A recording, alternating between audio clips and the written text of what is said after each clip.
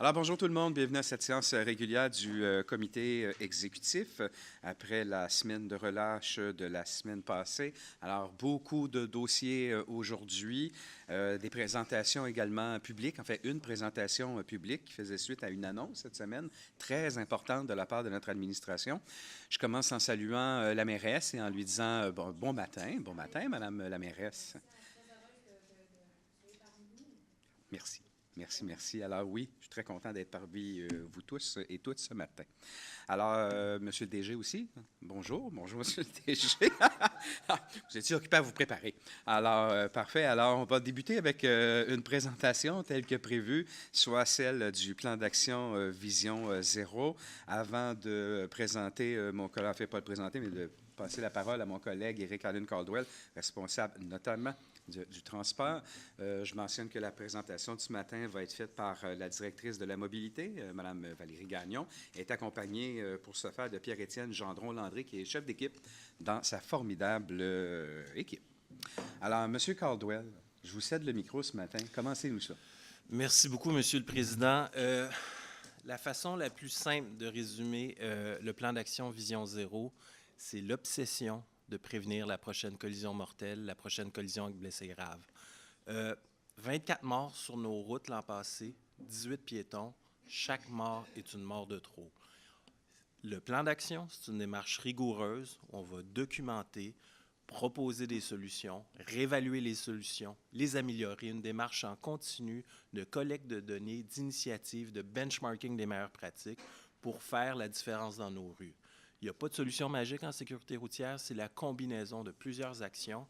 Et on est très fiers dans ce plan d'action-là d'avoir su fédérer l'ensemble des acteurs sur le réseau routier, que ce soit la SAAQ, le ministère du Transport, du Québec, du Canada, l'ensemble des usagers, les camionneurs, les cyclistes, les piétons, l'ensemble des usagers vulnérables, les jeunes, les personnes âgées, les personnes à mobilité réduite.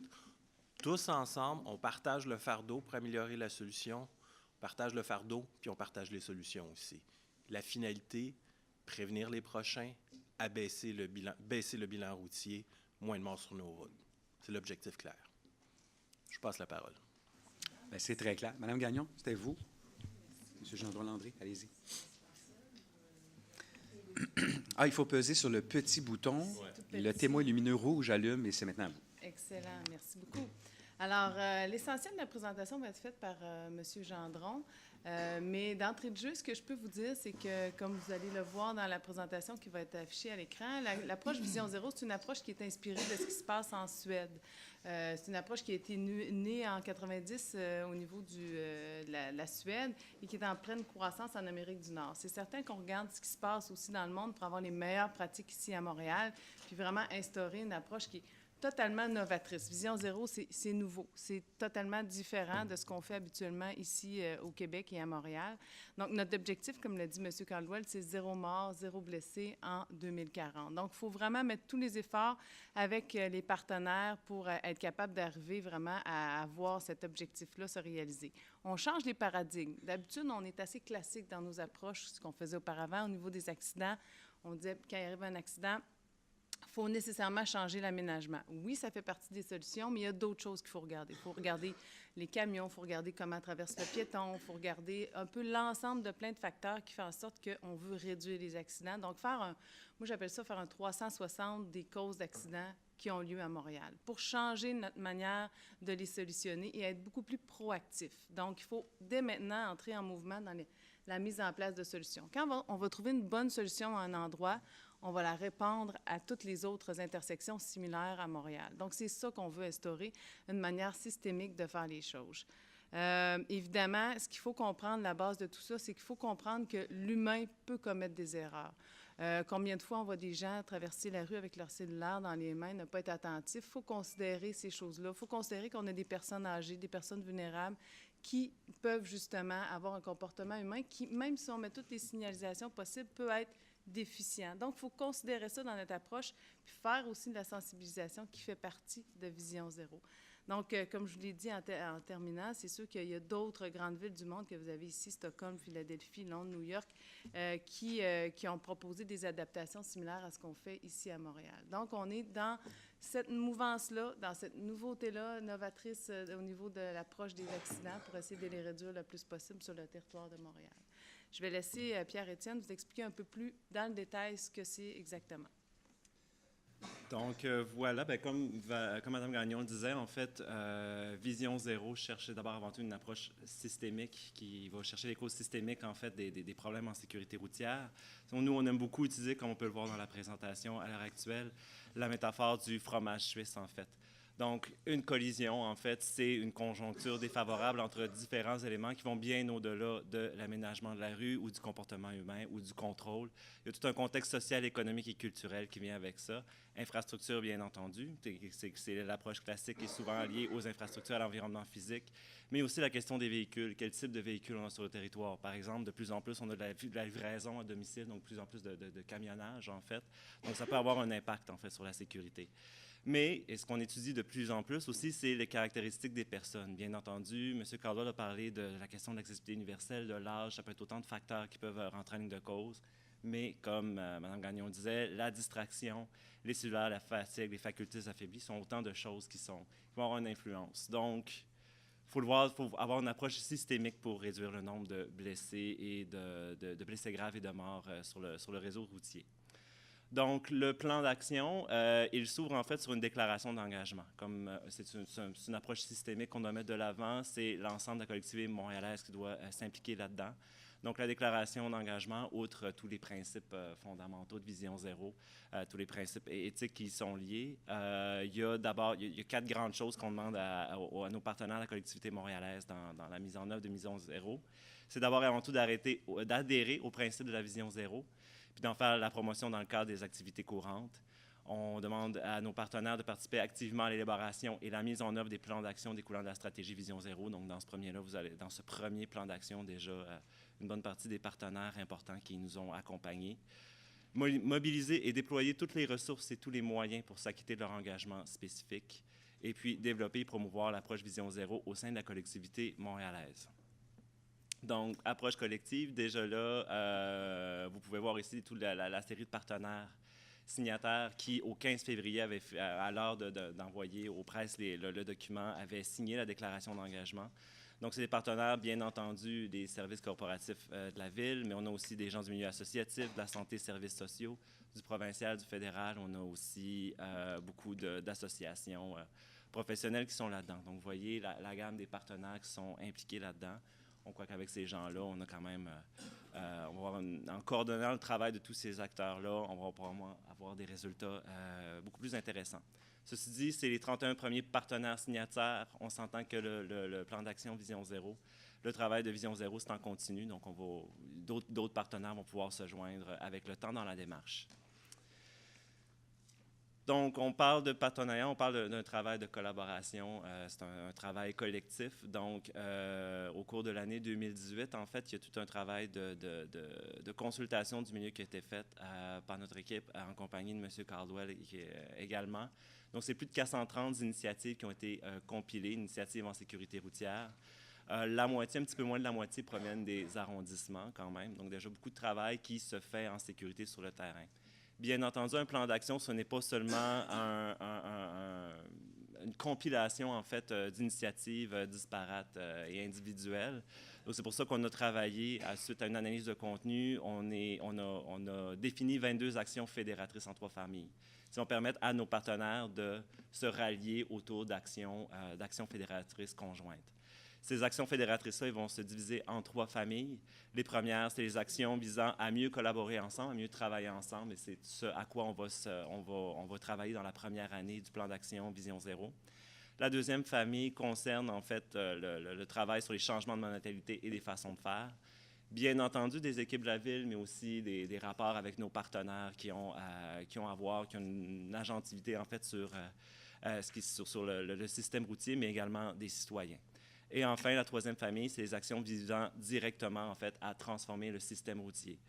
On dit système routier, on ne parle pas de réseau routier, on ne parle pas seulement d'infrastructure, mais on parle de gestion de l'infrastructure aussi, on parle de l'ensemble, en fait. Le système routier, c'est l'ensemble des acteurs et des partenaires qui sont liés à la mobilité dans la ville. Donc, c'est ça. Dans le fond, on a déjà commencé à travailler sur un bilan. On a un bilan quand même assez bien avancé là, qui nous donne un portrait de ce qui se passe. Donc, pour agir sur ce bilan routier-là, puis vraiment avoir un impact sur le nombre de blessés graves et de décès, en fait, on a défini 3 groupes de travail thématiques interdisciplinaires sur lesquels, pour s'attaquer à des enjeux pressants de sécurité. Donc, on va travailler la question de la traversée de la rue, la question de la cohabitation avec les véhicules lourds et la question de la gestion des vitesses sur le territoire.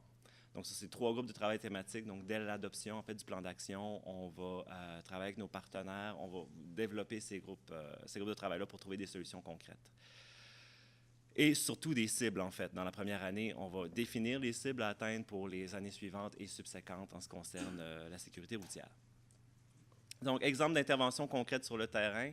Parce que, bon, la première année, effectivement, on va définir des cibles, on va travailler les partenariats et tout ça, mais ça ne nous empêche pas, nous, à la Ville, de prendre des actions concrètes sur le terrain pour commencer à avoir un impact sur le bilan routier. Donc, des exemples d'interventions concrètes sur le terrain qui ont été définis dans le cadre des activités de la Ville. Augmenter la visibilité aux intersections, ajouter des feux piétons à des comptes numériques où il n'y en a pas. Et, bon, tant qu'à rajouter des feux piétons, autant voir toute la question de la programmation, voir si les temps de traverse sont suffisants et ainsi de suite. Améliorer l'éclairage des trottoirs et des traverses, abaisser les vitesses de façon cohérente sur le territoire pour s'assurer en fait que l'usager, la personne qui est sur la route, en passant d'un arrondissement à l'autre et ainsi de suite, il y a une certaine cohérence là, au niveau des vitesses, ou aussi que les vitesses soient bien en cohérence avec l'environnement. On parle toujours d'aménagement cyclable pour éviter les emportiérages, donc dans les projets de mise à jour du réseau cyclable et les nouveaux tronçons, donc vraiment assurer des bonnes mesures contre l'emportiérage. Favoriser les transports collectifs qui sont réputés plus sécuritaires en fait que les transports motorisés individuels et mieux aménager les rues, bien entendu, en fonction des usagers vulnérables. Et on croyait important de souligner, en fait, l'initiative du SPVM qu'on a mis en valeur dans le cadre de Vision Zéro. C'est qu'est-ce qu'on fait en cas de collision, notamment les collisions mortelles. Donc, le SPVM et la Ville, on s'est entendu pour mieux collaborer, pour pouvoir faire des analyses beaucoup plus rapidement sur le terrain. Donc, voici le processus qu'on a mis en place. Il existait déjà un processus d'action, de collaboration avec la Ville sur l'analyse post-collision. Mais là, voici comment c'est amélioré. Donc, dans les premières heures après la collision, donc évidemment, le site est fermé par le SPVM et c'est préférable qu'ils prennent total contrôle du site pour bien documenter la collision. Mais très rapidement, les canaux de communication sont mis avec la Ville, notamment pour avoir accès à toute image qui pourrait venir du Centre de gestion de la mobilité urbaine ou toute information qui pourrait venir du Centre de gestion de la mobilité urbaine qu'on a à la Direction de la mobilité. Il y a un résumé factuel de la collision qui est reçu à la Direction de la mobilité dans les 6 heures. Donc, nous, ça nous permet déjà de préparer, en fait, une équipe d'analyse post-collision mortelle, multidisciplinaire. C'est autant des gens de la Direction de la mobilité que des gens des arrondissements, des gens des feux, s'il y a des feux, et toutes les personnes qui pourraient être utiles à l'analyse du cas. Donc, voilà, à chaque situation, en fait, on fait une équipe interdisciplinaire spécifique. Et suivant la visite terrain, en fait, la Direction de la mobilité va transmettre un rapport listant les actions nécessaires à court, moyen et long terme aux différentes personnes qui pourraient être concernées, qui pourraient avoir un impact, en fait, sur l'amélioration de la situation. Et puis, bien entendu, on fait un suivi de la mise en œuvre des actions ensuite. Campagne de communication, on le dit, Vision Zéro, ça vise d'abord et avant tout un changement de mentalité. Et ce changement de mentalité-là, il doit être communiqué à l'ensemble du grand public. Donc, avec le service, le service de l'expérience citoyenne et des communications, on a préparé pour la première année, en fait, un plan de communication qui vise à conscientiser d'abord et avant tout les citoyens et les employés de la Ville à la problématique de la sécurité routière, puis rendre les statistiques qu'on a à l'heure actuelle et qui sont dans le plan d'action, qui sont affichées dans le plan d'action, inacceptables. Le deuxième objectif, c'est bien entendu faire connaître l'approche, le changement de mentalité, le changement méthodologique qui est lié à Vision Zéro. Troisième objectif, c'est d'amorcer une réflexion sur le partage de la responsabilité entre les différents partenaires. On aura beau aménager la rue comme on a vu, on aura beau apporter des contrôles, on aura beau faire des choses, si en contrepartie, le comportement ne change pas, il risque toujours d'avoir des collisions. Donc voilà, c'est toujours le partage de la responsabilité auquel on doit arriver. Et puis, les publics cibles, en ce qui concerne le grand public, là, en cohérence avec le bilan routier qu'on a à l'heure actuelle. Donc, ce sont les jeunes automobilistes hommes, en fait, les travailleurs de la route, camionneurs, taxis, etc., les piétons, jeunes et aînés, et puis, bien entendu, les employés de la Ville de Montréal, pour que vous soyez bien au courant de où est-ce qu'on s'en va avec Vision Zéro. Finalement, les prochaines étapes, lundi, c'était le dévoilement du plan d'action auprès du public. Là, aujourd'hui, commence le passage aux différentes instances. Donc, on rappelle que la première année, c'est vraiment pour déterminer les cibles collectives pour le premier cycle Vision Zéro, le premier cycle de 3 ans Vision Zéro. Puis, à partir de l'adoption, nous, on entreprend, nous, la Ville, on entreprend nos propres initiatives sur le terrain. C'est déjà commencé, en fait, mais au cours du mois d'avril-mai, donc l'embauche des nouvelles ressources va être complétée. La mise en place des groupes de travail thématiques va être faite. D'ailleurs, en ce moment, on est accompagné par l'Institut du Nouveau Monde pour vraiment s'assurer qu'on a un bon travail participatif avec le milieu pour faire des bons groupes de travail thématiques. Et puis, on va aussi former le comité des usagers vulnérables. Et en novembre, en fait, la première année étant une année de concertation, donc on va avoir une livraison du premier état de la sécurité routière à Montréal. Pourquoi je dis premier, c'est que le bilan qu'on vous a livré, il est partiel parce qu'il manque encore certains canaux de communication, il manque encore certains échanges d'informations entre des gens qui ont l'information pour faire un bilan routier complet. Donc, c'est ce qu'on va faire dans la première année.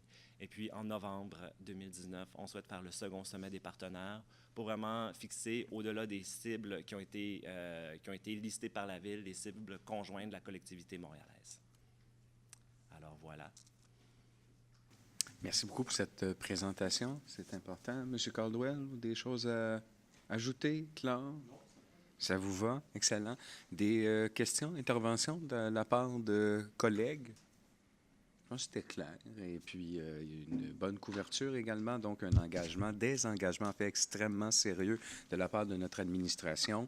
Alors, Madame la mairesse. Oui, en fait, je devais en parler dans mon point tout à l'heure, mais je pense qu'étant donné que ça suit la présentation, j'ai envie de rebondir d'une part en vous remerciant, toute l'équipe, les équipes qui ont planché sur ce projet-là de Vision Zéro, parce que c'était très important pour nous, on l'a dit, mais passer d'un slogan à vraiment des gestes concrets. Et si vraiment on veut changer les mentalités des Montréalais, des Montréalaises et ceux qui entrent sur le territoire de Montréal, bien, c'est un travail qui doit se faire avec la population, mais également avec l'ensemble des groupes. Et ça, je pense qu'il faut le souligner. C'est un changement de paradigme, c'est un changement de mentalité. Il faut avoir toujours en tête le plus vulnérable, mais ça se fait à coup d'aménagement, bien sûr, pour la Ville. C'est une de nos responsabilités, mais c'est également comment on travaille avec l'industrie du camionnage ou encore avec Piétons Québec et l'ensemble des intervenants pour que eux, dans leur milieu, on ait un message qui est cohérent et qu'on puisse parler à nos différents publics, si je peux m'exprimer ainsi. Alors, je suis extrêmement heureuse de pouvoir parler de ce plan-là qui en est un de concertation important. Et l'autre élément, c'est de ne pas le fait que, bien qu'il y ait des recommandations qui vont être mises en place, on attendra. Déjà, du travail se fait au quotidien ou à chaque fois que l'occasion se présente. Il ne faut pas oublier les sommes qui ont été investies dans le dernier budget pour justement, en fait, dans le PTI, pour pouvoir réménager des rues non pas à l'identique, c'est justement avec cette idée de vision zéro. C'est de prévoir en faisant de l'aménagement, mais ça demande du temps, de l'énergie et des ressources financières. Et nous, on a décidé de revoir un programme qu'on trouvait vétuste et qui ne correspondait pas à la nouvelle réalité de partage de l'espace public, le partage de la route. Et finalement, l'autre, alors ça, c'est un geste concret, très concret, plus de 300 millions de dollars qui vont être investis pour réaménager les rues de concert ou connectés aux réalités de Vision Zéro. Et l'autre élément, bien, c'est les 25 millions de dollars qu'on a investis pour la sécurisation autour des écoles. Parce que ce qu'on veut s'assurer, c'est que nos petits, nos moyens, nos grands, mais on veut que nos tout-petits aillent à l'école à pied ou en vélo et qu'ils se sentent en sécurité. Alors ça passe par des aménagements plus sécuritaires autour de nos écoles. 25 millions, c'est une somme qui est colossale et on en est très fiers. Finalement, quand je dis qu'il y a plein de choses qui se font, quand on parle il y a des actions qui vont prendre plus de temps, évidemment, mais il y en a qui sont très rapides et qu'on peut installer, somme toute, assez rapidement. Quand je pense à des traversées piétonnes, on se questionne toujours sur le marquage. On a notre façon de faire du marquage, mais étant donné le climat montréalais qui est toujours à refaire, dans certains cas, on réfléchit à comment faire un marquage plus durable, plus résistant aux intempéries. On pense aussi aux feux de circulation, de rajouter des feux piétons à chaque intersection. Ça, c'est majeur. Il y a trop d'intersections à Montréal qui n'ont toujours pas de feux piétons. Une traverse piétonne en bonne et due forme. Allonger le minutage de traverse lorsque c'est nécessaire parce qu'on considère qu'il faut pouvoir s'adapter aussi à cette réalité-là. Et j'aimerais également mentionner que déjà, dans 2 arrondissements, et je pense que ça va susciter de l'intérêt pour d'autres arrondissements, mais de pouvoir réfléchir à systématiquement faire des couloirs piétons lorsqu'il y a des chantiers de construction. C'était d'autant plus important de le faire dans Ville-Marie puisque l'arrondissement est énormément de chantiers en cours, certains qui sont de la ville, mais surtout des chantiers qui ne sont pas de la ville, si je peux me permettre. Mais c'est autant d'actions très rapides et très efficaces que l'on met en place pour protéger les plus vulnérables, c'est-à-dire les piétons.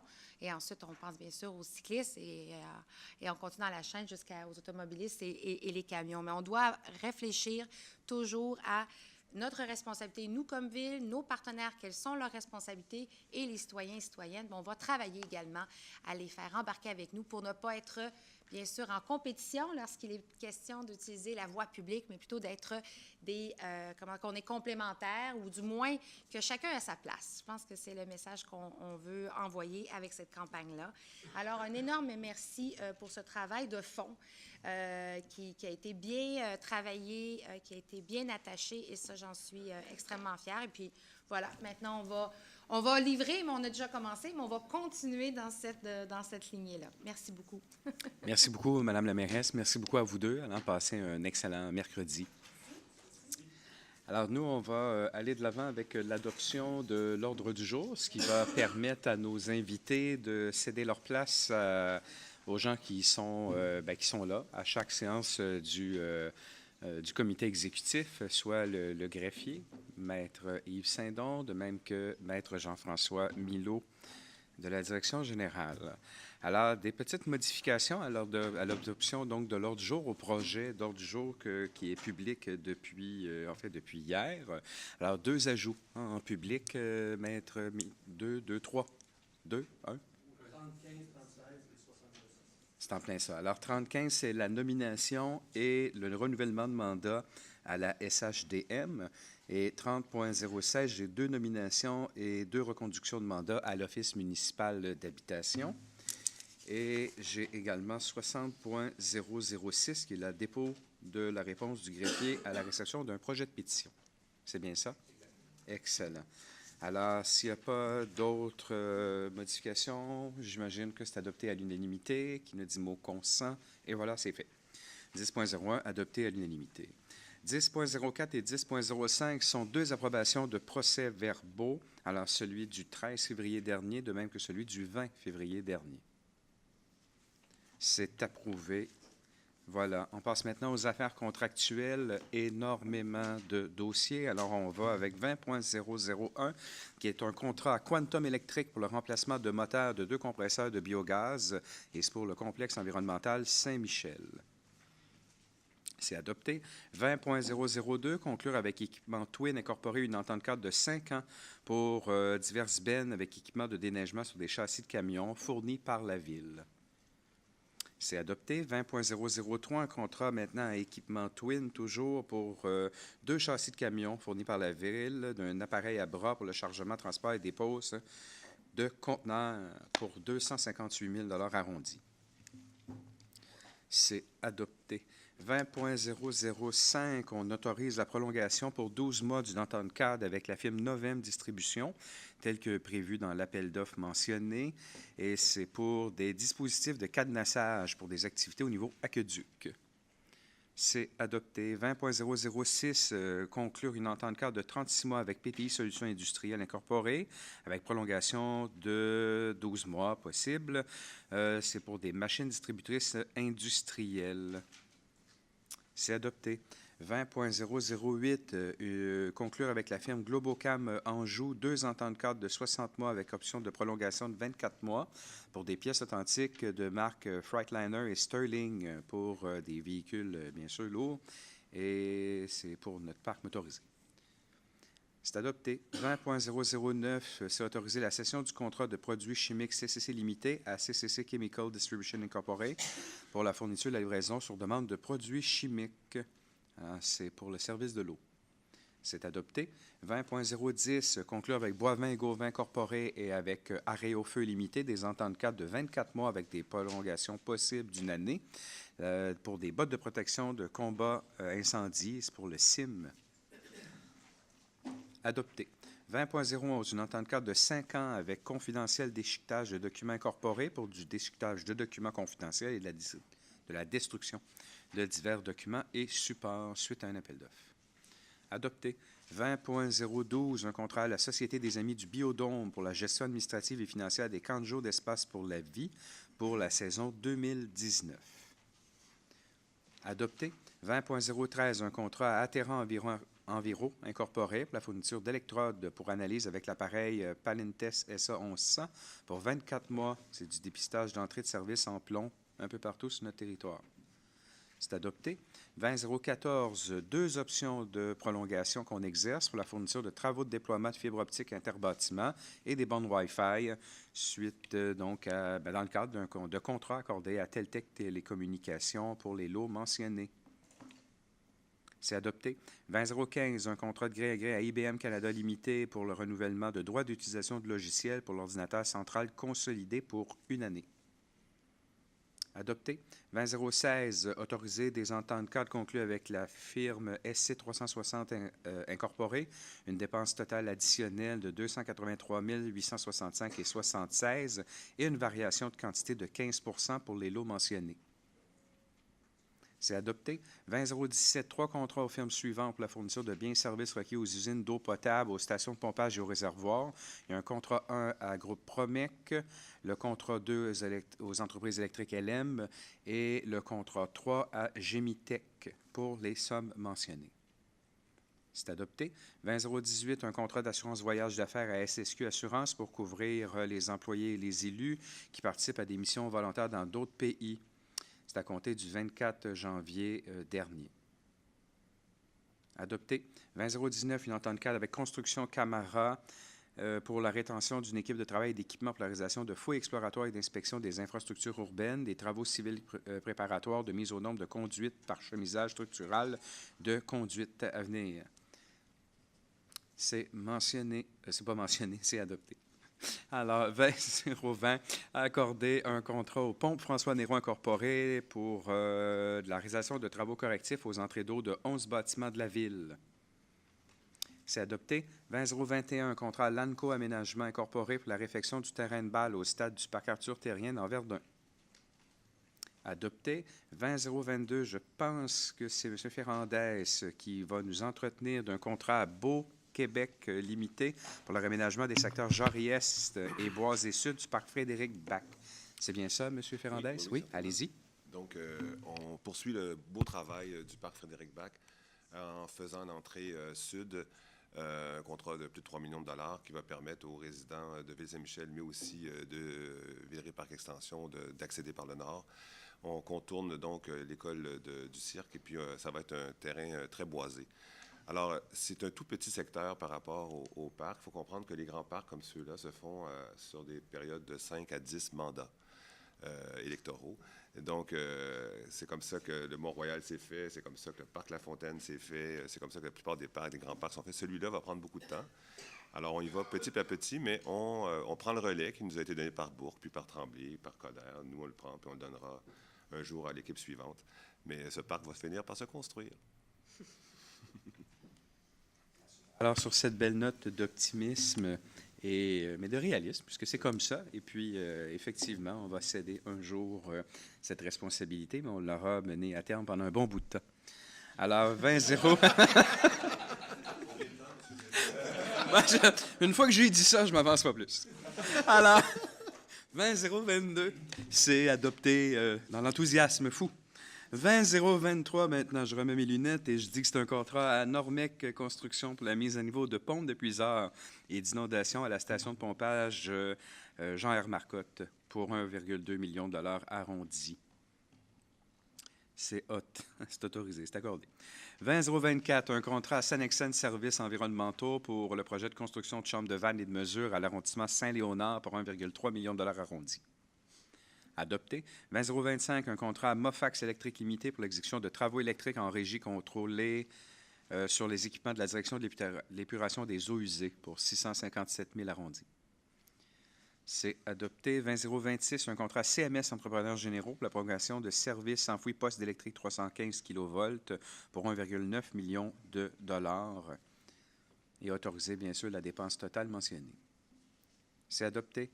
20027, un contrat Sanexen Services environnementaux pour la reconstruction de conduites d'égouts unitaires de conduites d'eau secondaire de trottoirs et de bordures, là au requis, et la reconstruction de la chaussée dans la rue Quesnel, de l'avenue Atwater à la rue Quesnel, dans l'arrondissement du Sud-Ouest. C'est adopté.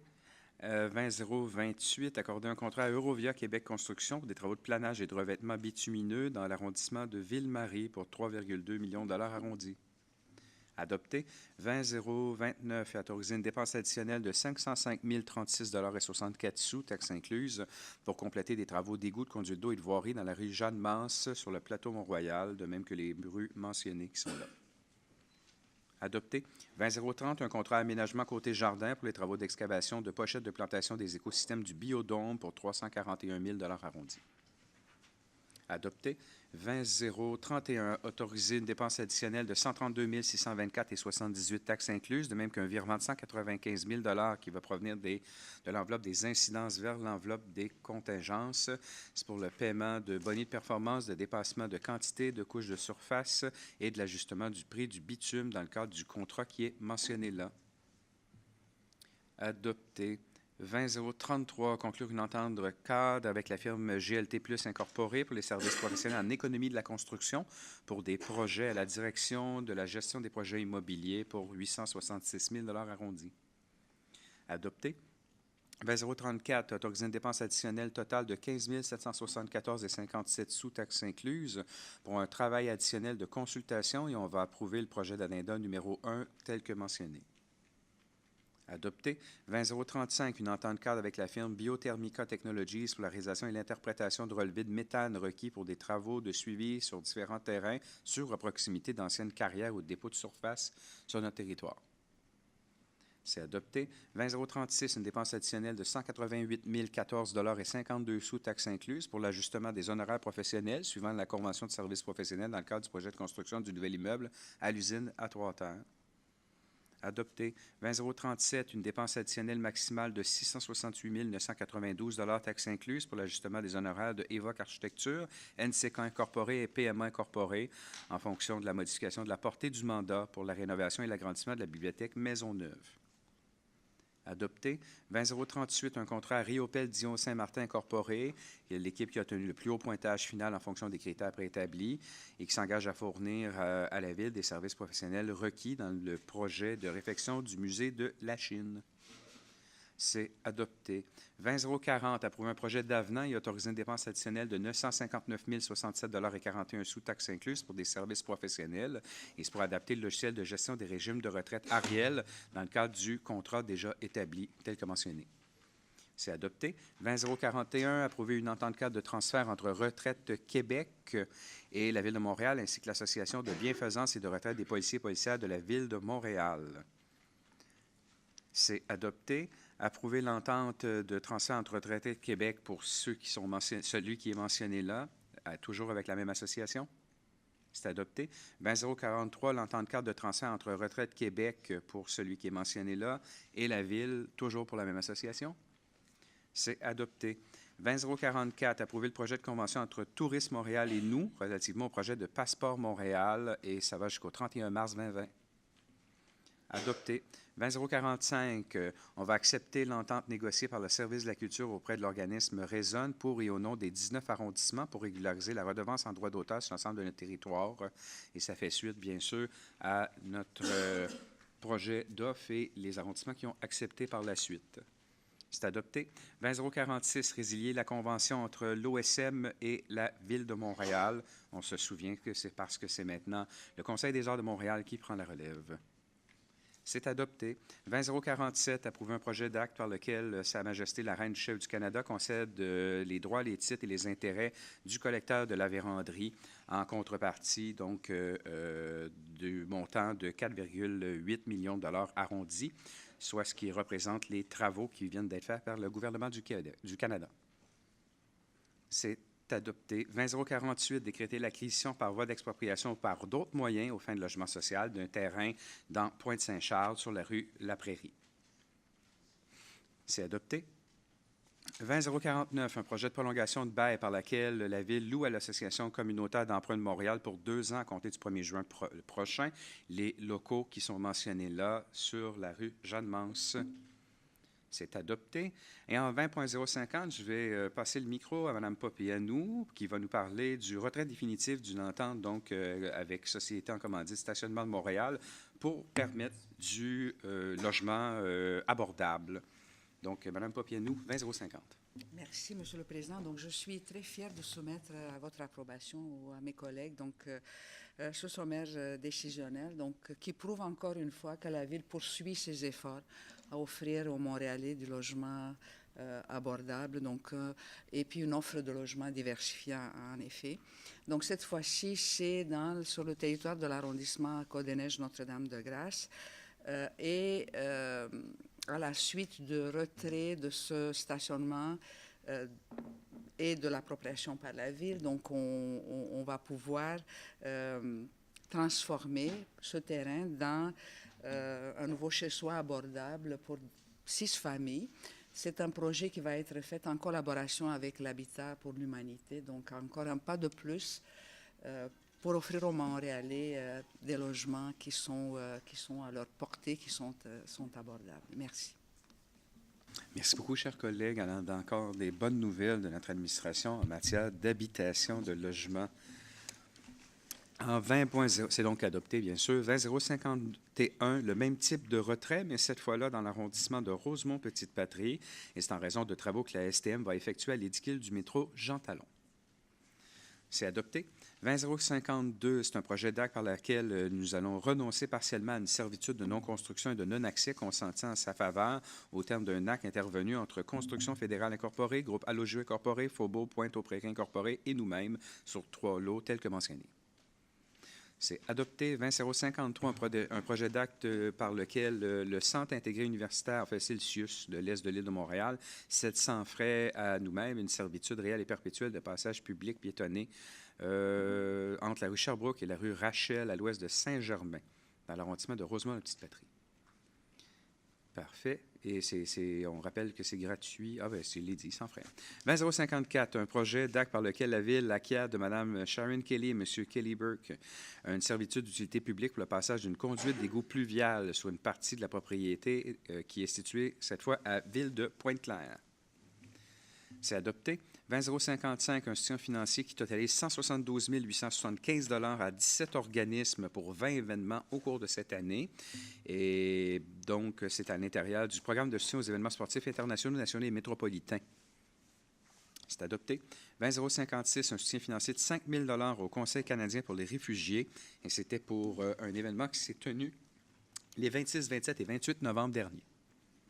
C'est adopté. 20.057, un soutien financier, cette fois non récurrent, de 75 000 $ pour cette année, l'année prochaine et l'année qui suit, à raison de 25 000 $ par année, à la Fondation Héritage Montréal. C'est adopté. 20.059, ce sera un dossier du service de développement économique. Alors, M. Baudry va nous parler du soutien financier de 150 000 $ au Centre d'accompagnement vers une durabilité économique territoriale. Alors, ça, c'est le cadet. Oui, allez-y donc. Le cadet, d'ailleurs, qui est dans notre projet de transition, d'occupation transitoire, le projet Young, qui est dans votre arrondissement, Monsieur le Président.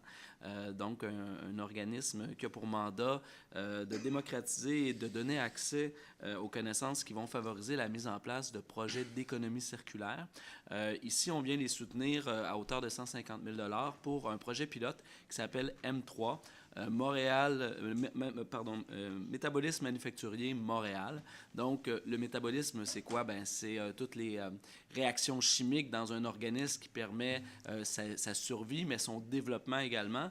Donc, ici, on vient prendre acte de qu'est-ce que le métabolisme manufacturier sur l'île de Montréal en étudiant 30 entreprises dans 3 secteurs manufacturiers spécifiques, des petites et moyennes entreprises à ce niveau-là, pour voir quelles sont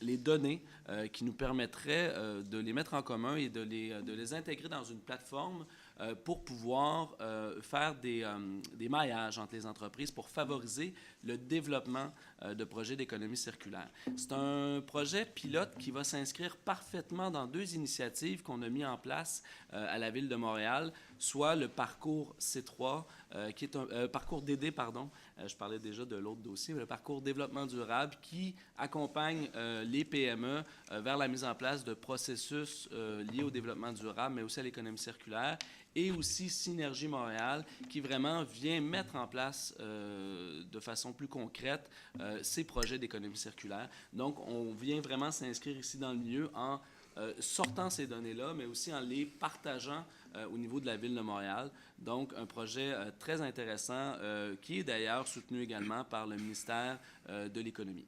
Voilà. Merci beaucoup. Merci beaucoup, M. Baudry. Alors, 20059, c'est adopté. Les 3 prochains dossiers nous proviennent, en fait, du service de la culture, sous la responsabilité de Mme Gosselin, et elle va nous en jaser d'un ou deux, je crois bien. On va commencer par 20060, qui est 9 825 $ au Centre des métiers du cuir, pour la pratique de la maroquinerie, suite à... En fait, c'est dans le cadre d'une entente que nous avons avec le gouvernement du Québec. C'est adopté. 20061, 25 000 $ à l'usine C pour des activités de financement. Puis, j'annonce déjà aussi 25 000 $ à l'École nationale du théâtre du Canada pour le Monument national, le plus vieux théâtre du Canada. Allez-y donc, Mme Gosselin. Oui, 1891, le plus vieux théâtre en opération. On a un enjeu à travers Montréal, c'est qu'on a des organismes culturels qui fonctionnent très bien, qui rayonnent, qui font partie de l'écosystème, qui occupent des bâtiments patrimoniaux qu'il est très cher d'entretenir. Donc, les frais d'entretien de ces bâtiments-là dépassent de loin ce que les organismes culturels peuvent dégager comme revenu autonome. Alors, dans les 2 cas, ce sont des petits montants qui vont accompagner, qui vont agir en tant que levier pour aller chercher des sommes supplémentaires pour procéder à l'entretien patrimonial de ces bâtiments. Dans un cas, c'est dans le cas de l'usine C, qui est une ancienne confiserie du Centre-Sud, c'est afin de faire du financement pour aller combler le manque à gagner entre ce que le ministère de la Culture va leur octroyer, vers environ 3 millions, alors que les rénovations coûtent 4 millions. Alors, le 25 000 leur permet de faire la campagne de financement.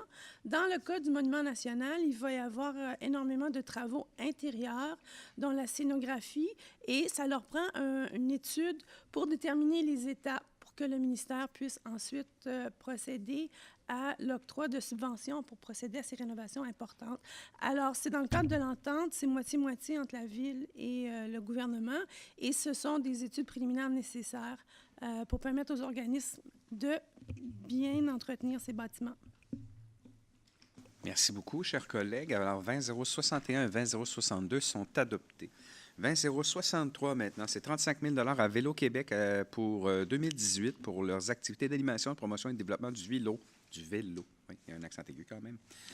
C'est adopté. 20064, un soutien qui totalise 316 000 $ au défi sportif Altergo, soit 60 000 $ et un soutien en biens-services évalué à 256 000 $ pour un événement très, très, très populaire qui gagne toujours en popularité à chaque année.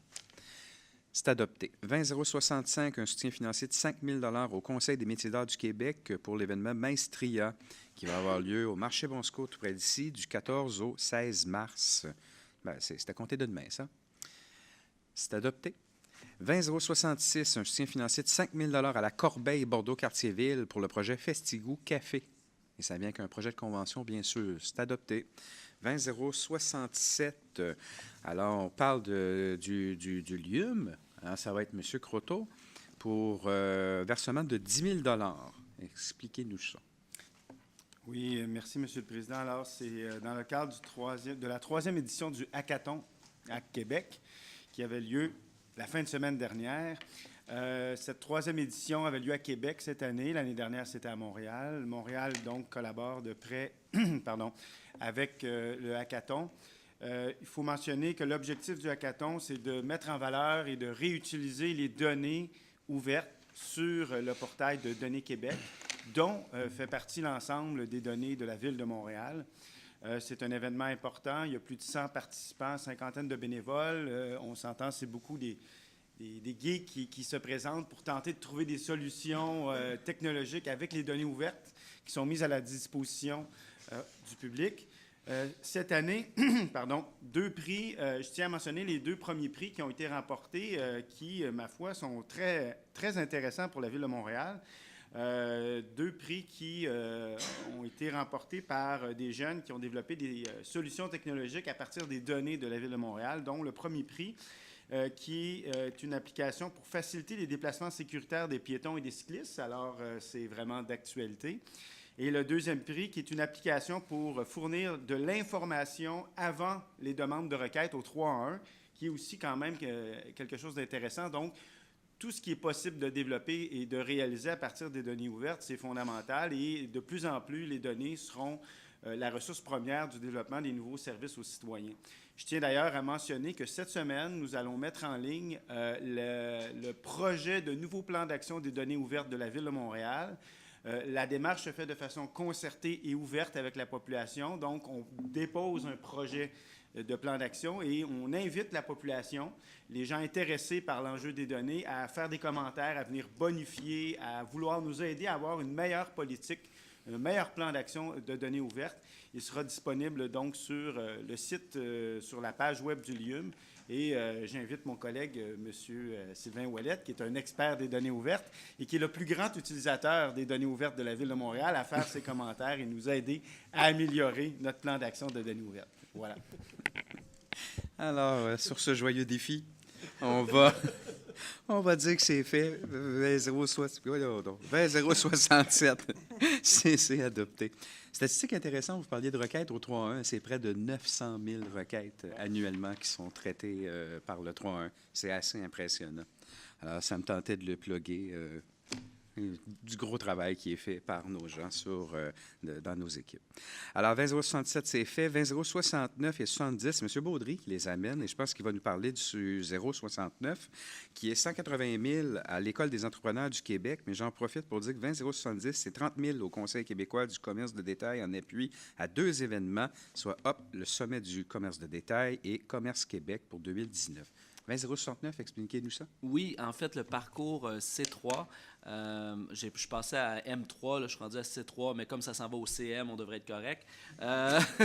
180 000 à l'École des entrepreneurs qui avait déjà pris en charge ce parcours-là, qui est vraiment un parcours de formation pour les PME de l'industrie culturelle et créative. Une industrie qui est vraiment notre flagship à l'international. J'ai pu en prendre compte lors de la dernière mission à South by Southwest, où j'étais accompagné de 70 entreprises de l'industrie culturelle et créative. Une forte majorité, d'ailleurs, venait de Montréal ou de la grande région de Montréal. Donc, le parcours C3, c'est quoi? C'est un accompagnement personnalisé de cohortes de 15 entreprises, des PME avec des chiffres d'affaires entre 250 000 et 1 million de dollars qui nous déposent un dossier et sur lesquels on étudie un potentiel de croissance pour donner des outils aux entrepreneurs qui sont issus des milieux comme la mode, le design, l'architecture, l'art numérique, l'art immersif, pour les accompagner dans un potentiel de croissance. Parce que souvent, ces entreprises-là sont de micro-entreprises pour la plupart, mais elles représentent quand même près de 100 000 emplois sur l'île de Montréal et c'est 6 % de notre PIB au niveau de leur impact économique. Donc, c'est pas rien, mais c'est également un grand potentiel pour ces entreprises-là de croissance et de rayonnement, autant au national qu'à l'international. Donc, pendant ce point, on va pouvoir... Pardon, pas pendant ce point, pendant cet accompagnement, on va pouvoir offrir du coaching personnalisé, du mentorat aussi, le fait de se retrouver entre des gestionnaires d'organismes d'entreprises culturelles et créatives. Ça nous permet aussi de voir les défis qui sont communs à tout un chacun, mais créer aussi des maillages à ce moment-là. Donc, un parcours qui est très apprécié. Ce financement-là nous permettra de le maintenir encore pour les 2 prochaines années, donc la 3e et 4e édition. Voilà, et un petit mot sur HOP et sur le e-commerce. En fait, 2 événements qu'on vient supporter qui sont promus par le CQCD, donc le Centre québécois du commerce de détail. Donc vraiment, le premier, c'est vraiment l'événement phare de toute l'industrie du commerce de détail qui se passera très bientôt, auquel j'assisterai. Et l'autre, c'est vraiment le e-commerce, donc comment on peut faire la promotion justement d'un virage sur le e-commerce pour les entreprises du commerce de détail. Donc, un rattrapage qu'on a encore à faire à Montréal, mais qui est bien entamé et qui est bien compris là, par plusieurs de nos commerçants de détail. Voilà, merci. Bien, merci beaucoup, M. Baudry. Alors, le 69 et le 70 sont adoptés. 20 071, un soutien financier de 750 000 à la Fondation Espace pour la vie pour ses opérations pour les années 2019, 2020 et 2021. C'est adopté. 20 072, Mission 100 tonnes, une contribution financière de 16 000 M. Parenteau. Alors, c'est une très belle nouvelle ce matin pour diverses raisons, surtout qu'on parle de nettoyage des berges et nettoyage de nos cours d'eau. Ça veut dire que l'hiver achève, que le printemps arrive. Alors, ça, en partant, c'est une bonne nouvelle. Mais deuxièmement, on est heureux, la Ville de Montréal, de soutenir l'initiative de Mission 100 tonnes, les artisans du changement qui font partie qui ont mis l'initiative en place. Mission 100 tonnes a le vent dans les voiles depuis quelques années. Ils ont fait beaucoup d'initiatives. Maintenant, ce qu'on cherche à faire, c'est à faire déployer un peu l'idée de Mission 100 tonnes sur l'île de Montréal pour motiver les gens à participer dans 11 arrondissements cette année qui sont bordés par soit un cours d'eau ou le fleuve. Alors, on va inviter les citoyens de rester à l'affût là, dans vos arrondissements respectifs, mais 16 000 $ pour un soutien. Mission 100 tonnes va organiser les corvées nettoyage, puis ça va être un beau rendez-vous collectif pour permettre d'avoir des berges plus propres et des eaux, et le fleuve et finalement la mer, parce que tout coule dans tout. Et nous aurons un meilleur cours d'eau. Merci beaucoup, puis un beau printemps. Bien, merci beaucoup, M. Parenteau. Alors, ça prend un vent dans les voiles assez fort pour faire bouger 100 tonnes. Alors, c'est adopté. 30-001, on va accepter en vertu de l'article 85 les offres de services à venir des conseils d'arrondissement pour prendre en charge la réalisation des travaux d'éduc et d'égouts sur les réseaux secondaires de la Ville. Adopté 30-003, approuver la 2e partie de la programmation d'événements publics 2019 et l'autorisation du domaine public qui vient avec ça. C'est adopté. 30-004, accepter l'offre de partenariat de l'Office de consultation publique pour accompagner l'équipe du Centre d'histoire de Montréal dans le cadre du développement et de l'approche du concept tel que mentionné. C'est adopté. 30-005, adopter le plan d'action Vision Zéro décès et blessés graves 2019-2021. C'est adopté. 30-008, approuver le rapport annuel des actions et des projets réalisés en 2018 dans le cadre de la planification économique conjointe et de la stratégie de développement économique 18-22, grâce à l'aide financière généreuse du gouvernement du Québec. Adopté. 30-009, renouveler l'adhésion de la Ville à l'organisme Les Arts et la Ville à compter du 1er janvier. Adopté. 30-010, renouveler le mandat de Mme Marie-Chantal Lamotte à titre de VP de la Commission de la fonction publique de Montréal pour 4 ans. 30-011, c'est adopté. 30-011, fixer la date de la vente d'immeubles par le greffier pour défaut de paiement de taxes foncières ou de droits sur les mutations immobilières. C'est adopté. 30-012, demander au comité exécutif de modifier le budget de la Ville en conformité avec l'article 144 de la Charte pour tenir compte de la réception par l'arrondissement d'Annecy-Cartierville de soutien financier qui totalise 32 335,25 qui provient de concertation Annecy en petite enfance et de la table de concertation Bordeaux-Cartierville. C'est adopté. 30-013, approuver la répartition budgétaire entre les 19 arrondissements de 2 103 062 pour la politique de l'enfant. Adopté. 30-015, on va nommer Mme Laetitia Angba à titre administratrice et on va renouveler le mandat de M. Guillaume Lavoie comme administrateur au sein du CA de la SHDM Madame Popianou. En même temps, je vais annoncer 3016. Approuver la nomination de messieurs Hubert Makwanda et M. Mbé Diagné à titre de membre du CA de l'OMHM pour 3 ans et reconduire ceux de Mme Sylvie Crispo et de M. Christian Champagne pour 3 ans. Madame Popianou. Merci, Monsieur le Président. Donc, cette fois-ci, c'est à titre de responsable de la diversité que je vais exprimer ma fierté, encore une fois, et soumettre ces sommaires décisionnels, les deux. Ça prouve que nous souhaitons mettre des personnes issues des minorités visibles à des postes décisionnels, puis on prouve que c'est possible. Vous vous en souvenez que Mme la mairesse avait annoncé en octobre dernier que la Ville de Montréal et les organismes paramunicipaux ont accès à la banque de candidatures de la diversité de concertation Montréal. Mais voilà un exemple vivant. Nos 2 organismes, l'OMHM et la SHDM, qui ont fait appel à cette banque de candidatures. Donc, je félicite en particulier M.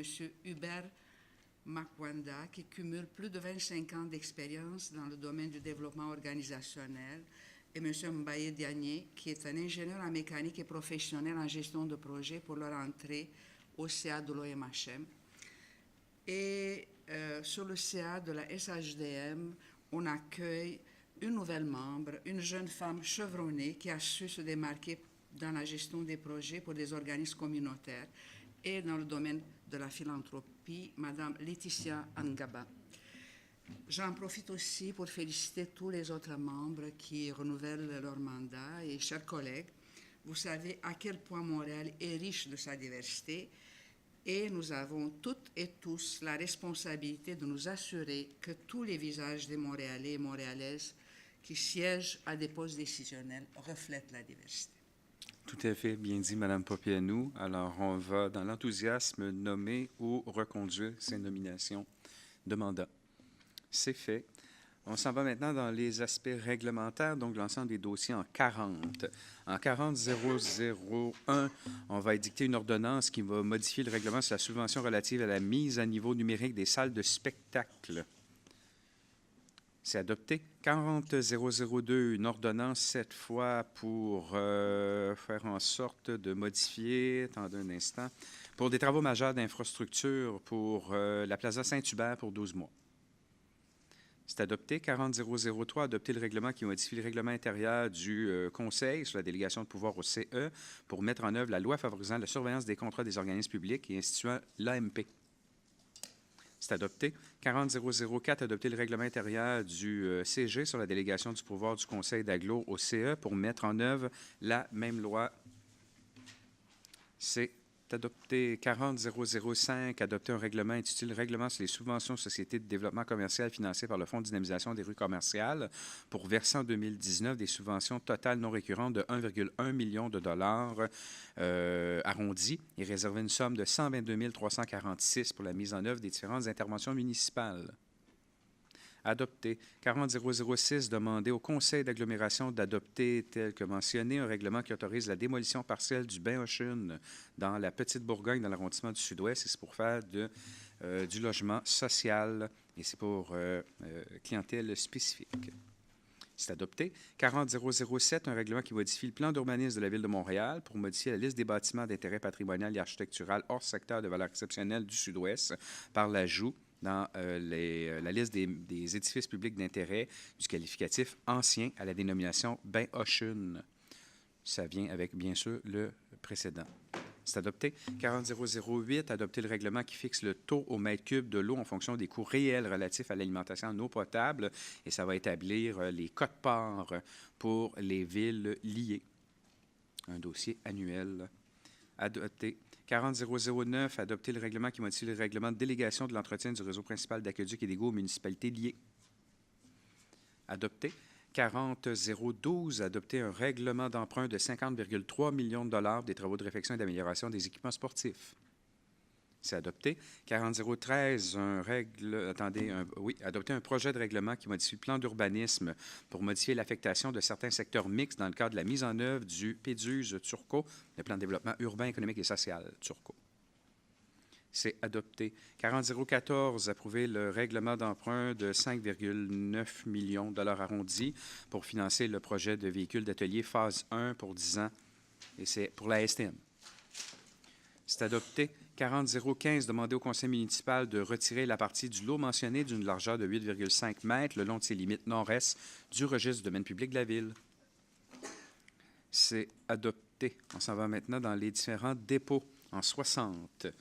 On va y aller avec le 60001, qui est le rapport de consultation publique de l'OCPM pour le réaménagement de l'avenue McGill College. C'est fait. 60002, prendre connaissance du rapport annuel 2018 de Maître Marc Lalonde, notre conseiller à l'éthique et à la déontologie, et c'est pour les personnes élues et le personnel de cabinet de la Ville. C'est fait. 60003, on dépose le bilan du fonds de contribution de la stratégie d'inclusion du logement abordable dans le nouveau projet résidentiel. Et c'était une lecture au 31 décembre 2018. C'est fait. 60004, déposer le bilan 2018 de la qualité de l'eau potable de 16 réseaux de distribution desservis par les usines d'eau mentionnées. C'est déposé. 60005, le bilan annuel, cette fois consolidé 2018, qui fait état des activités d'entretien délégué d'aqueduc et d'égouts en vertu du règlement mentionné. C'est déposé. Et je cède la parole à ma collègue Laurence Lavigne-Lalonde pour le dossier que vous nous amenez. Allez-y donc. Allez-y donc. Le dossier 6006. Merci, Monsieur le Président. On se rappellera qu'au dernier comité exécutif, on avait donc déclaré que tout objet, toute pétition portant sur les publics-sacs qui seraient déposés en arrondissement serait déclaré objet de compétence centrale, parce qu'il y avait eu un grand nombre de pétitions qui avaient été de demandes de droits d'initiative qui avaient été déposées dans plusieurs arrondissements. Donc, cette demande a aussi été déposée à la Ville-Centre, et aujourd'hui, ce qu'on fait, c'est qu'on reçoit l'analyse du greffier sur cette demande de droits d'initiative, et le greffier nous dit en fait que cette demande, elle est conforme à la réglementation, elle est donc acceptée.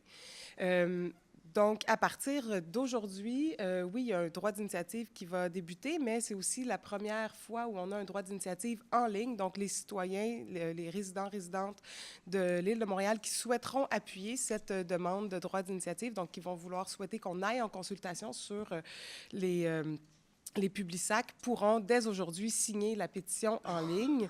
On sait que c'est une question quand même qui nous préoccupe beaucoup, la quantité de papier qui est utilisé là, pour la distribution porte-à-porte des publics-sacs, et on pense qu'il y a quand même quelque chose d'intéressant dans cette option de pouvoir dire seuls les ménages qui vont décider de recevoir par un autocollant, par exemple, sur leur boîte aux lettres le public-sac, pourront l'avoir. On pense que c'est quand même quelque chose qui est intéressant pour nous aider à réduire à la source la quantité de papier qui est distribué. Donc, voilà, on a une demande qui a été déposée, et on utilise un nouvel outil dès aujourd'hui pour les gens qui souhaitent appuyer cette demande-là. Bien, merci beaucoup, chers collègues, et ça met fin à l'adoption de 102 dossiers. Alors, il en reste quelques-uns à huis clos aussi. Alors, sans plus tarder, c'est le moment tant attendu par les Montréalais et les Montréalaises. Celui où notre mairesse nous entretient d'un certain nombre de points. Alors, dès qu'elle pèse sur son petit bouton, je lui cède la parole. Madame la mairesse. Merci beaucoup, Monsieur le Président. Heureuse de vous retrouver. Ce matin, je vais débuter ma rubrique en vous parlant d'habitation, parce que c'est un sujet qui nous interpelle énormément, et on n'est pas les seuls. Les Montréalais et les Montréalaises ont de grandes attentes quand il est question de l'habitation. D'ailleurs, j'aime toujours rappeler que le droit de se loger, le droit d'avoir un toit au-dessus de notre tête, là, c'est un droit fondamental de l'ONU. Alors, on prend cette question-là très au sérieux. Et j'aime aussi toujours rappeler à quel point la notion d'abordabilité, ou le fait que Montréal demeure une ville qui est accessible à toutes sortes de ménages, peu importe leur statut socio-économique, est vraiment un avantage sur la scène nationale, mais également à travers le monde, puisque des villes de la taille de Montréal avec des attraits incroyables, je pense entre autres par exemple à Barcelone, qui est une ville qui nous ressemble à plusieurs égards, malheureusement ne sont plus abordables. Et c'est d'une grande tristesse, et on voit que ces villes-là se retrouvent à devoir trouver des solutions de rechange, ou du moins d'être obligées de trouver des mesures très drastiques. Alors pour nous, c'est important d'honorer notre responsabilité à titre de ville, justement, d'assurer un toit pour tous et toutes. À ce sujet, il ne faut pas oublier qu'il y a à peu près 25 000 ménages qui sont toujours en attente, qui sont sur une liste d'attente pour avoir un logement social. Donc, c'est beaucoup de monde.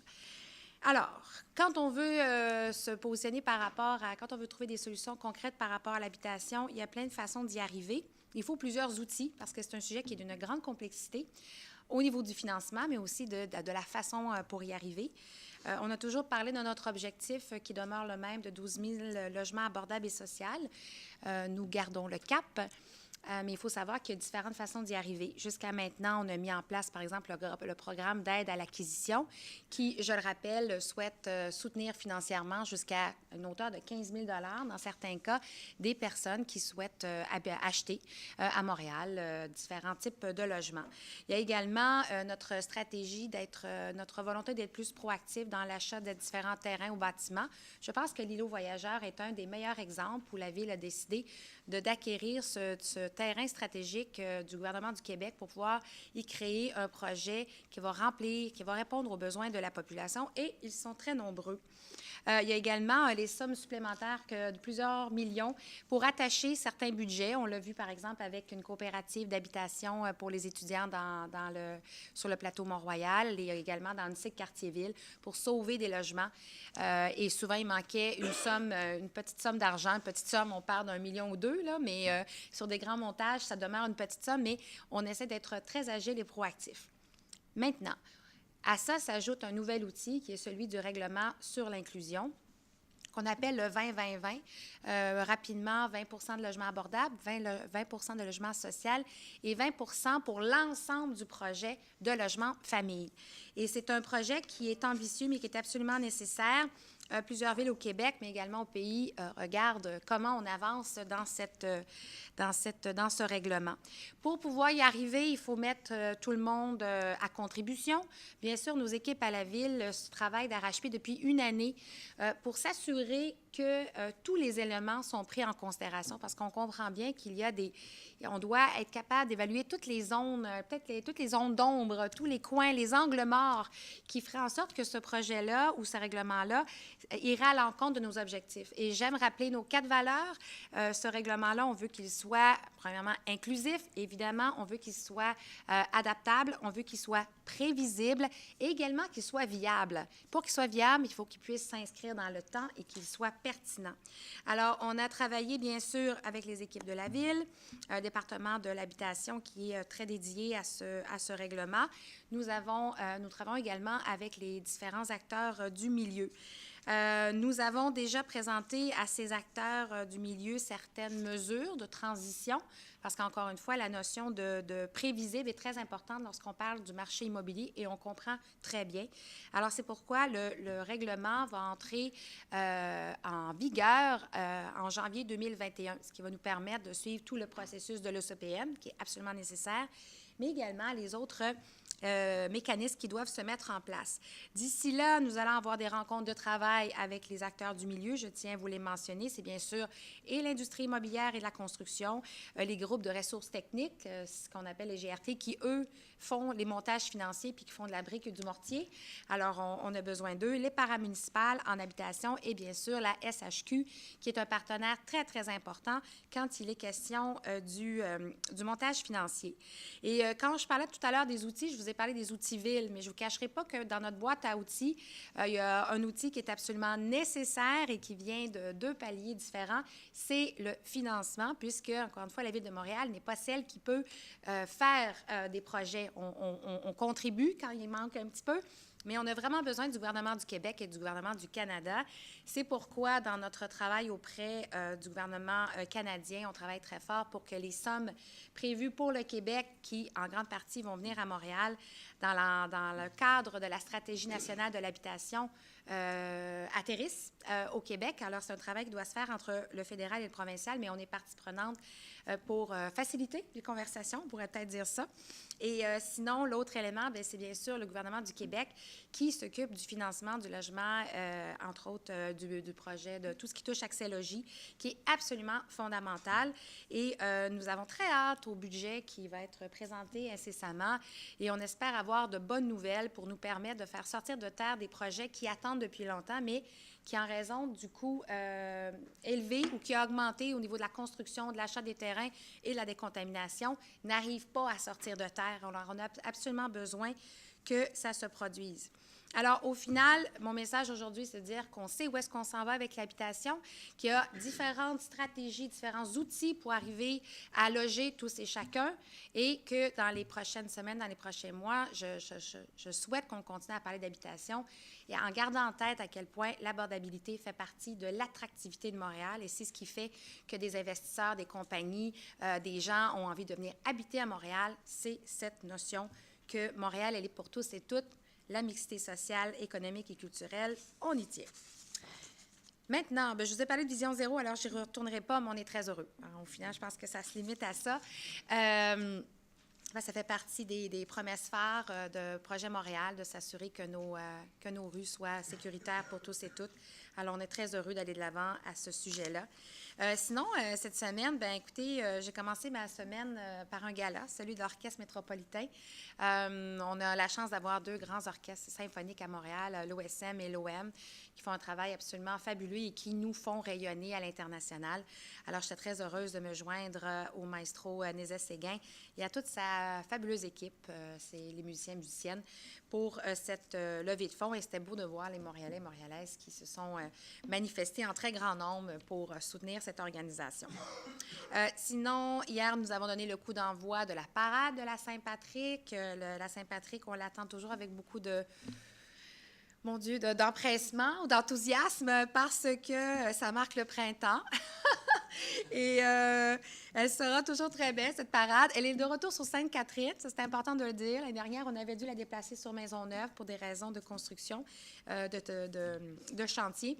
Elle est maintenant sur Sainte-Catherine, de la rue Fort à la rue Metcalfe. Alors, on en est très heureux.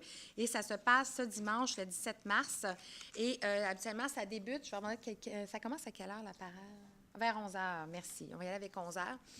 Et bien, j'invite tous les Montréalais et Montréalaises à être présents, porter du vert. On dit toujours que le jour de la Saint-Patrick, tous les Montréalais et Montréalaises sont irlandais. Je pense que c'est une belle façon de célébrer l'apport, la contribution des communautés irlandaises ici à Montréal depuis les tout débuts. Et je pense que c'est une belle façon aussi notre parade, c'est la plus grande au Canada, soit dit en passant, c'est la plus belle que l'on dit également, où tout le monde se rassemble. Alors, je vous attends ce dimanche. Je pense qu'il annonce -1. Je vais regarder M. Parenteau, qui doit, comme toujours, en train de regarder sa météo. Oh! Alors, on aime ça. Alors, c'est pour ça qu'on enlève la neige maintenant, pour pas qu'il y ait que tout soit prêt sur la Sainte-Catherine. Ouais. Exactement, merci. Dans un autre sujet... Ah oui, très important, il y a mon collègue Eric Allen Caldwell qui va présenter tout à l'heure, suite au comité exécutif, nos orientations concernant les VLS sans ancrage, donc les véhicules en libre-service sans ancrage. La Ville a décidé d'être très proactive sur ce dossier, puisqu'encore une fois, l'occupation du domaine public est quelque chose qui nous préoccupe. Alors, M. Caldwell va nous donner les détails de ce projet, de cette réglementation, de ce cadre législatif dans les prochaines, suite au comité exécutif. Demain, c'est mon collègue M. Baudry qui va nous parler de cuisine de rue. La cuisine de rue qui est très importante et contribue à notre réputation de foodies. On aime ça. Mais il y a des ajustements à faire. Donc, M. Baudry va pouvoir nous en parler demain. C'est bien ça? En terminant, moi, demain, je commence ma tournée de la communauté métropolitaine de Montréal. À titre de présidente, j'ai décidé d'aller voir mes collègues. Il faut savoir que la CMM, c'est 82 municipalités. C'est beaucoup de monde, c'est beaucoup de villes avec des réalités très, très différentes. On oublie souvent qu'à la CMM, c'est près de 60 % du territoire qui est agricole. C'est impressionnant. Alors, je m'en vais sur le terrain. Je commence demain par Laval, Alors, j'irai rejoindre mon collègue M. Demers en métro demain matin. On pourra parler de la ligne orange, qui est un sujet, une préoccupation que l'on partage, M. Demers et moi, à savoir comment maximiser, bien sûr, notre réseau de métro. On le sait avec les besoins, nos objectifs de CMM, d'augmenter la part de transfert modal, bien, il faut être prêt. Alors, on va commencer cette tournée-là demain dans la région de Laval. Et pour moi, bien, c'est vraiment une belle façon de solidifier nos liens. Je le dis à chaque fois que j'en ai l'occasion, mais pour moi, Montréal n'est pas en compétition avec les autres villes de la CMM. On est une région métropolitaine, on doit penser en ce sens. C'est pour ça qu'au niveau du développement du transport, de la mobilité, incluant le transport, je vais y arriver, j'ai actif, mais oui, mais le transport en commun. Voilà, c'est ça que je cherchais. Mais également au niveau même des objectifs économiques ainsi que de l'habitation et bien sûr de l'environnement. Il faut qu'on pense à titre comme une grande région métropolitaine qui, elle, est en compétition avec d'autres régions métropolitaines à travers le monde. Alors sur ce, je vous souhaite une très belle journée. Merci.